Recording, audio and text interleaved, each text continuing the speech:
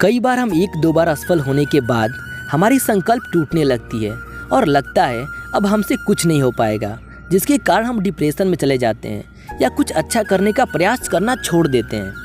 लेकिन हमें एक बात हमेशा याद रखनी चाहिए, अगर हम बार बार फेल हो रहे हैं तो इसका मतलब यह नहीं है कि मुझे कुछ करने की क्षमता नहीं है, बल्कि हम उससे कुछ और बेहतर करने के लिए बने हुए हैं और हमें सफलता एक न एक दिन जरूर मिलेगी। हम इस बात को समझाने के लिए एक छोटी सी कहानी का उदाहरण लेते हैं। काफ़ी दुबला पतला लड़का अभिनेता बनने का सपना लेकर मुंबई आता है और वह एक अच्छे एक्टिंग इंस्टीट्यूट से एक्टिंग सीख कर आया है।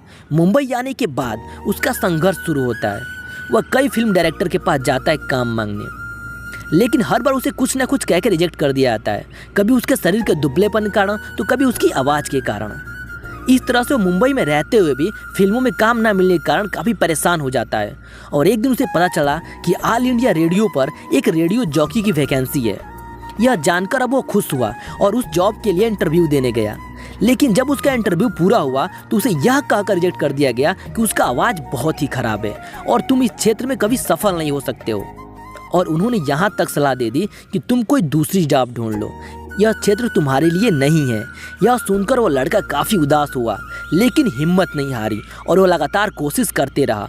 उसकी दृढ़ इच्छा और लगातार कोशिश करने की क्षमता के कारण उसे एक दिन एक डायरेक्टर ने अपनी फिल्म के लिए सेलेक्ट कर लिया। उसने काफ़ी मेहनत से काम किया और फाइनली वो फिल्म बनकर तैयार हो गया। लेकिन जब उसकी पहली फिल्म सिनेमाघरों में लगी तो बुरी तरह फ्लॉप हो गई। लेकिन फिल्म फ्लॉप होने के बाद भी वो लड़का काफ़ी हद तक अपनी पहचान बनाने में कामयाब हो चुका था, जिसके कारण कई फिल्मों के ऑफर आने लगे।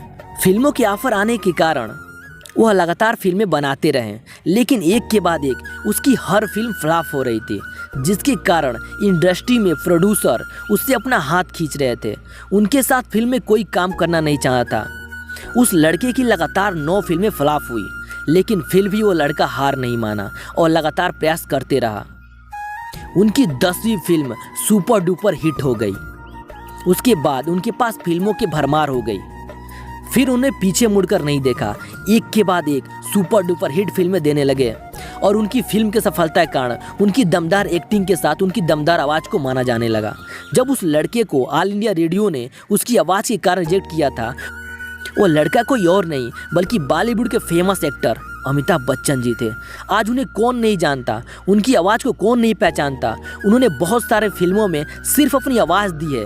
उन्होंने बॉलीवुड को शोले, शहंशाह, तूफान, कूली जैसी बहुत सारे सुपर डुपर फिल्में दी हैं। अगर अमिताभ बच्चन जी भी अपनी पहली असफलता होने के बाद हार मान लेते तो क्या आज वो इस मुकाम पे होते जहां वो आज हैं। दोस्तों, आपको ये स्टोरी कैसी लगी हमें कमेंट बॉक्स में ज़रूर बताएं और ऐसी मोटिवेशन वीडियो देखने के लिए हमारे चैनल को सब्सक्राइब कर लें। मिलते हैं अगली वीडियो में एक और ऐसी मोटिवेशन वीडियो के साथ। तब तक के लिए धन्यवाद।